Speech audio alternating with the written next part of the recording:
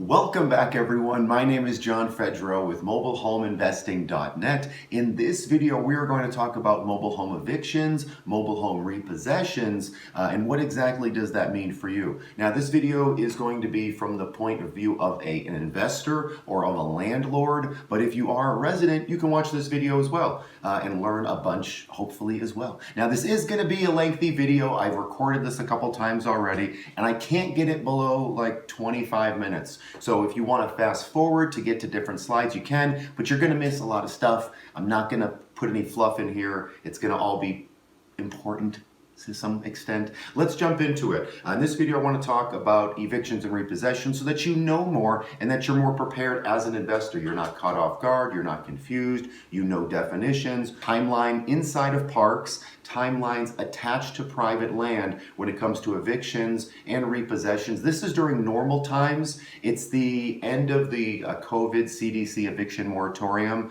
at the end of June, which I'm recording this in the middle of June. At the end of the month, we'll see. States may extend this eviction moratorium, but this video, if you're watching this in the future, I'm jealous of you. Hopefully COVID is just a distant memory. This will be pertaining to you. So normal eviction time and how to avoid them altogether, which is one of probably the biggest things we're going to talk about. If you're an investor or you're starting to be an investor, you might think, man, I'm going to spend so much time like dealing with headache problem folks, and that's not the case. In all of my career, I've had a handful of evictions. I had to ask a lot of people to leave, and we'll talk about that. If you have further questions, which you should if you're doing things, email me at support@mobilehomeinvesting.net. You're always welcome to support@mobilehomeinvesting.net. Important disclaimer, investors, remember, it is so much easier, it is far better to properly screen and vet your potential buyers, your potential renters, if they're payment buyers or if they're renting monthly. It's so much better to properly screen them in the beginning. Really put them through the ringer. You wouldn't just hand over your car keys to someone to say, hey, take my car, let alone a mobile home or a home. Just because it's not your primary residence, we still want to put our tenant buyers and our residents through the ringer. They're going to be renting a place from us. We want to know their backgrounds, we want to know their income and their landlord and references and jump through all of our hoops and more. I would rather you have an empty mobile home for 2 or 3 months rather than put a shady or a higher risk person or something that you don't feel right about this person inside of your property. So that's one of the big things. If a problem does arise, we can't predict it's impossible to say, this person is never going to have a problem. Bad things happen to good people. People lose their job, they get sick, they get hurt, they can't work for obvious reasons or maybe not obvious reasons. We can usually get people out of our homes with a little bit of time, a little bit of kind words, and maybe a little bit of money. And we'll talk about that here in a little bit later. But really important, and act quickly. If people are behind on payments, if people are breaking your lease, we want to act quickly. And we'll talk about that in a little bit. Judges may not always follow the law. Surprise. Or common sense for that matter. And then know your paperwork. Very important, know your paperwork that you're using, that you're signing with your buyers, with your renters. Eviction versus repossession. What does that mean? Now, if you have a renter, if you're renting a home without ownership, that could be you're renting monthly, you're renting yearly, like a year lease or a month-to-month lease. You want to think eviction. That's when people are going to lose the right to occupy the home and to possess it. Now, they don't have ownership, but they have to get out of the home. The eviction is getting somebody, physically out of the home. Now, if you have sold a mobile home, let's say in a park or maybe even on private land, you've sold to the title.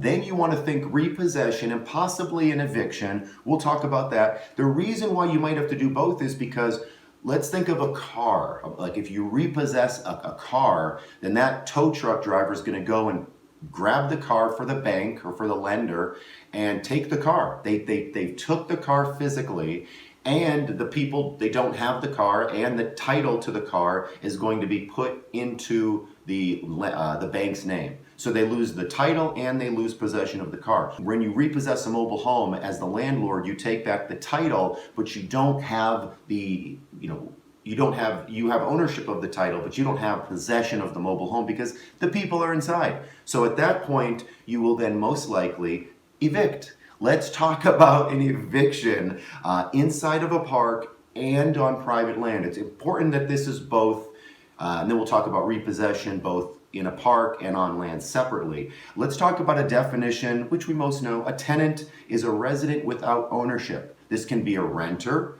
It can even be a squatter. Like, I've called up police to, people squatting in my homes, and they're saying, you can't evict them, it's a civil matter, which is ridiculous. I mean, the police just can't remove them from the home for some reason. Now, I've had it both ways where the police can remove them, and also it's a civil matter, and we have to go through an eviction. So even with a squatter, even with no lease at all, written lease, verbal lease, you may have to evict. And an eviction is a lawsuit. That's what it is. It's a lawsuit for possession. It's a lawsuit to get back rent or damages. If somebody's damaged your property, take pictures to show in court, and we want to add damages to the eviction, to the lawsuit. Now, before the legal process starts, we have to let the resident know that they've made a violation. So we want to post notices on the door. Do yourself a favor, take pictures of the notice on the door, even text message a picture to the resident or hand deliver it to them. Keep track of all notices, keep track of all, well, actually, I was going to say another thing for you to keep track of, but I'll talk to you about that in just a little bit.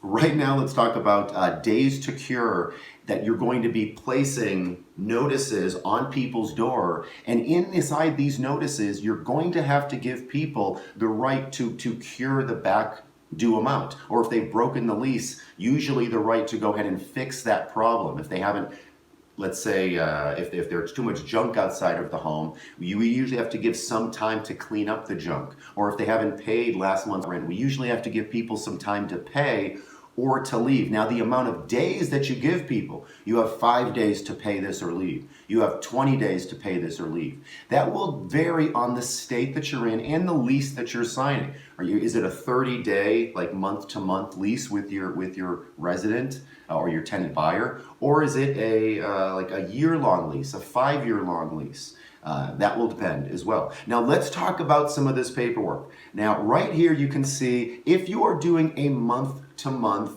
lease, this right here is sort of the primo Mac Daddy form that you would want to give to a resident, because this is a lease termination. It says you are here month to month. Thank you so much for being here, but we are no longer renewing your lease. So there's nothing for the tenant to cure. They can't pay any amount of money. They can't fix the home up even more.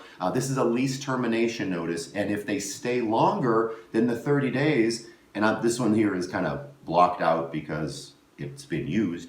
If they stay longer than the 30 days, then you can evict for what's usually called like a holdover, or they've stayed too long after they don't, have a lease anymore. Now, this next one is more of a typical one, and this is a 30-day notice to vacate for non-payment of rent.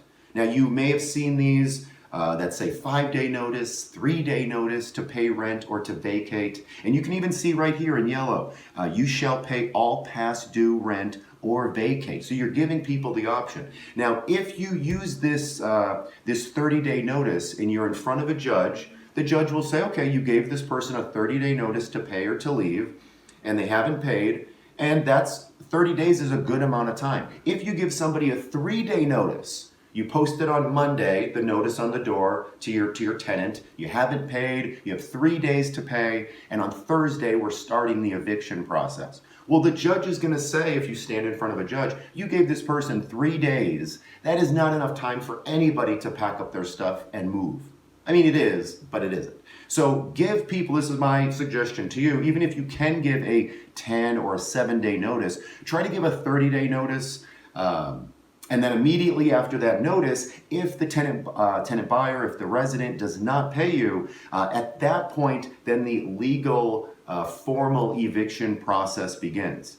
And this is going to be down at the courthouse, down at the Justice of the Peace office, down at the magistrate's office, etc.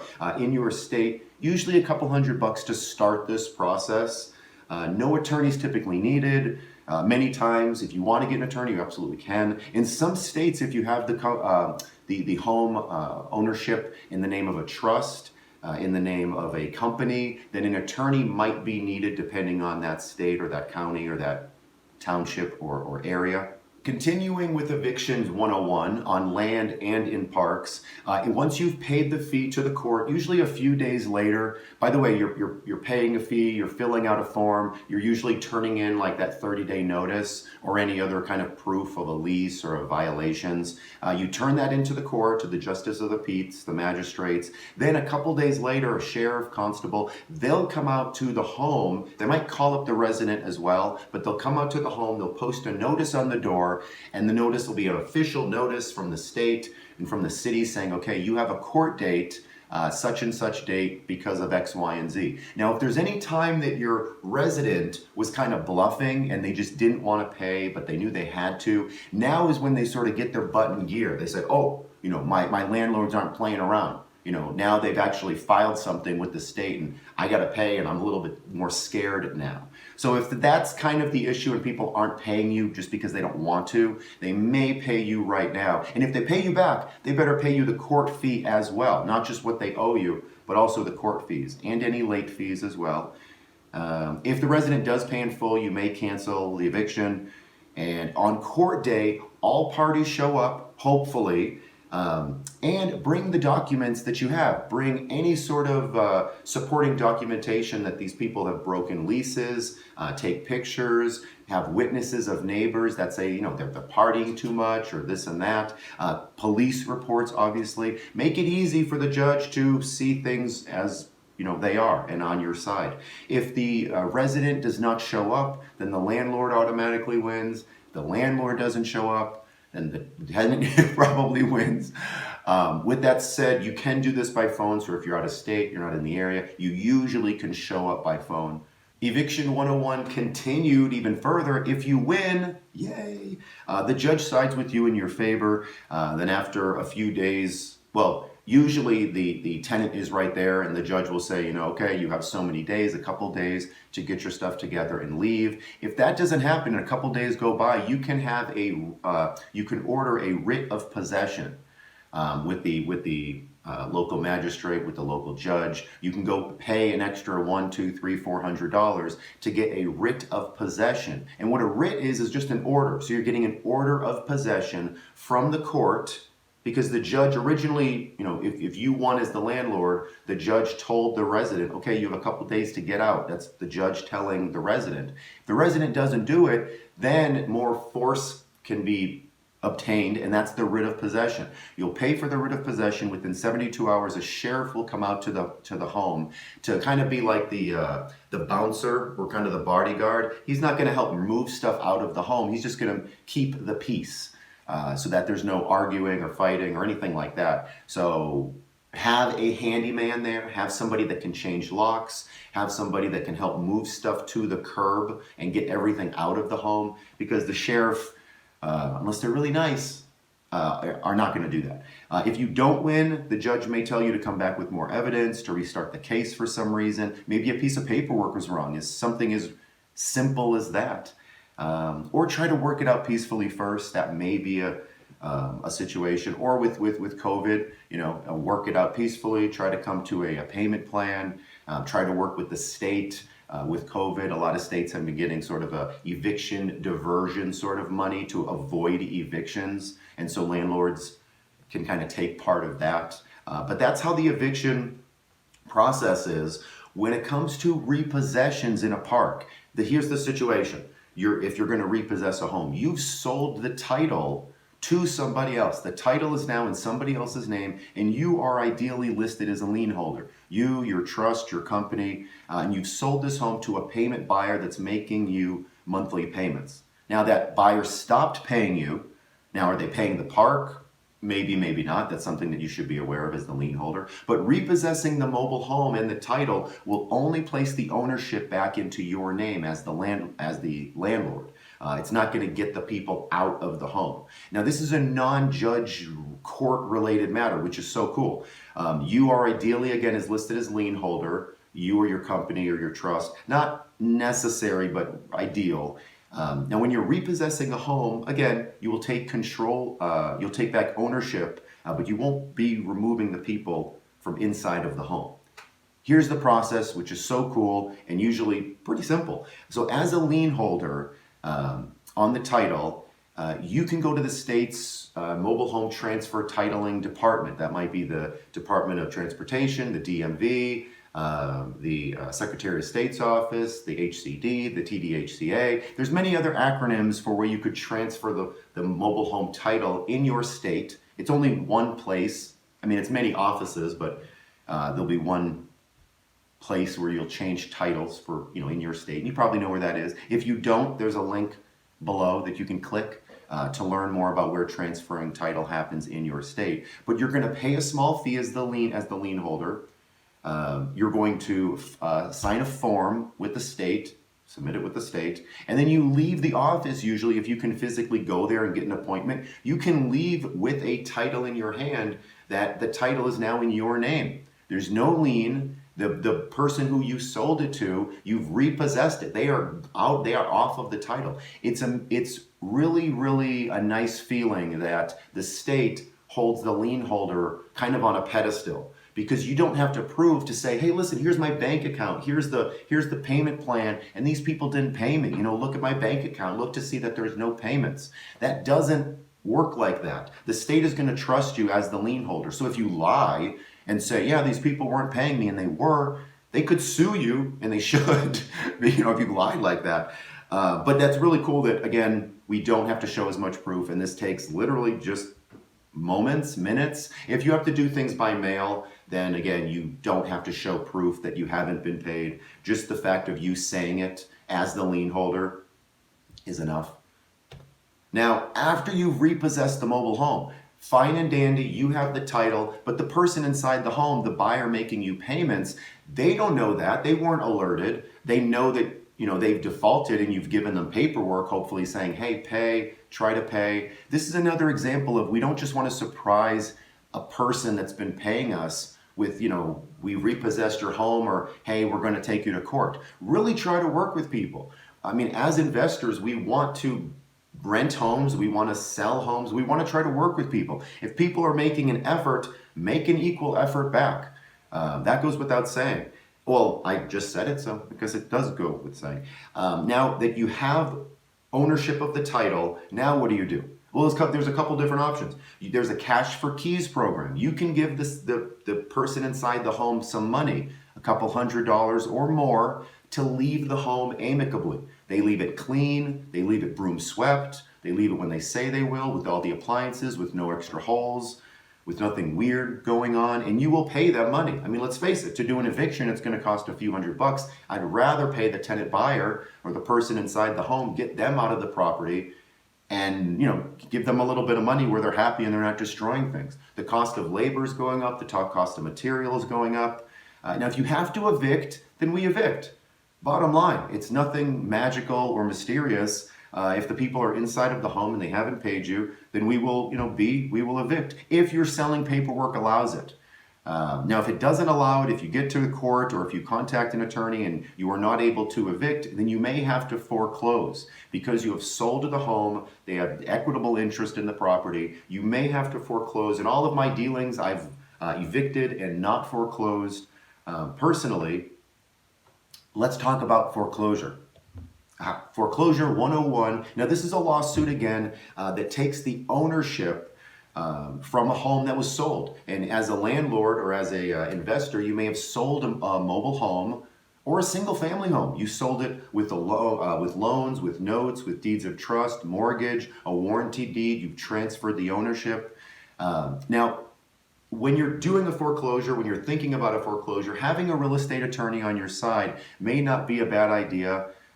So don't let anyone say to not consult an attorney. If you want to, consult one. Now, foreclosures may take literally less than 30 days in some states, which might be quicker than an eviction, or it may take longer than 12 months. And we'll talk about this right now because some states are non-judicial foreclosure states. That means that the state, to do a foreclosure, you do not need to go to court. So there's no court dates, there's no judges, there's no delaying of court, so then that is just more time. Things happen fast. And then there are judicial foreclosure states. There's non-judicial and then there's judicial. And the judicial foreclosure states mean, a court date's needed. You got to go in front of a judge, maybe more than once. And if you go ahead and when, if you do foreclose on the home and you take the ownership back of the mobile home, of the single family home, there may be a short redemption period in your state. Buyers have the ability to buy that home back all cash from you. And then once you regain ownership, now you can evict. So now you have ownership, you foreclosed if needed, now you can evict.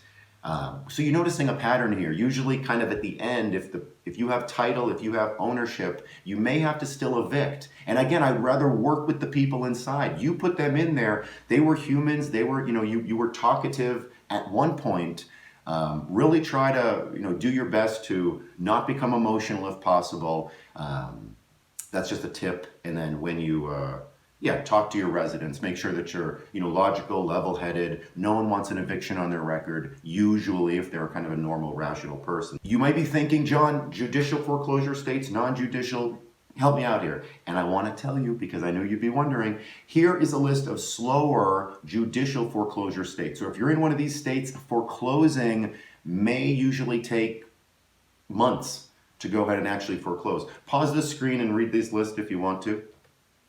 Now, repossession with the mobile home with land. If you're going to repossess a mobile home on private land, here's the situation. You sold the mobile home to a tenant buyer who's making you payments. They put some money to move in the home, hopefully 10, 20% or more. If you take over 20% as a move-in fee, you can feel relatively safe that the buyer's not going to default. Over 20% down when somebody moves in your home is a really good indication that they have decent savings. They're probably not going to default. So right here, this second bullet point is ideally that you only transfer the deed after a large down payment, or you verified that the person paying you has paid for 2 years on time. So for 2 years, have them move into your home. Don't transfer any ownership just yet. Wait for the people to pay you a few years on time. Then go ahead and transfer ownership. But don't transfer that ownership until you have a really large move-in fee, or you know that the person inside your home is going to keep paying you, because we don't want to foreclose if we don't have to. We don't want to trust people. Verify. So let the money do the talking if people put a large down payment, or have a track record of paying you for a few years, then switch over ownership. Now, when you're repossessing a mobile home with land, if there's a title available, and I say if because in some states when a mobile home and a land are joined together, the owner of the mobile home has to sort of relinquish the title to the state because the home and land are married together. If that's the case, then there may not be a title. If there is a title, you could repossess the title and take it back, but the land, that warranty deed is still under the buyer's name. So to do that, the buyer either needs to sell you back the land, or you have to foreclose. And if you have to foreclose, then we're going through the process that we mentioned before. You may want to contact a local real estate attorney if you are foreclosing. I said that previously. And then once foreclosure is finalized, the resident is now squatting. The resident is now squatting, and at that point, you will then evict. Remember, I hope that this was helpful, first of all, and then always, we don't even want to be in these situations. Take your time now to really pre-screen your folks. Pre-screen, all adults over 18. Aim to avoid court by being cordial, speaking nicely, being somewhat kind to people and patient. It's easier to attract flies with sugar than vinegar. Is that the saying? Something like that. And then don't delay. When people are behind on payments, start that process quick to let them know that they are behind, and if they don't pay, then you will begin the formal process to evict them. We don't want to have to get them out of the home in this way, but we will. We've been burned before in the past, and so please keep in communication. The person you're talking to, they know their finances better than we do. Try to understand how much money do they have coming in. Is it going to be likely that they pay? Do they want to fight for the home and actually stay there? I want to see all of that. There's actually a video that I've recorded in the past, I'll link it below in the description, to talk about that, what to do, and show you exactly when folks don't pay, what to do, what are options, how do we speak to the residents. That'll be in the link below. And again, judges, don't always count on them that they're going to have your back. And then, know the paperwork. Super important. If you have any questions, which you should, email me, support@mobilehomeinvesting.net, support@mobilehomeinvesting.net. mobilehomeInvesting.net. None of this was legal advice. I probably should have said that in the beginning. But again, if you do have questions, reach out to me. Support at mobilehomeInvesting.net. Thanks so much for watching. My name is John Fedro, and I'll talk to you soon.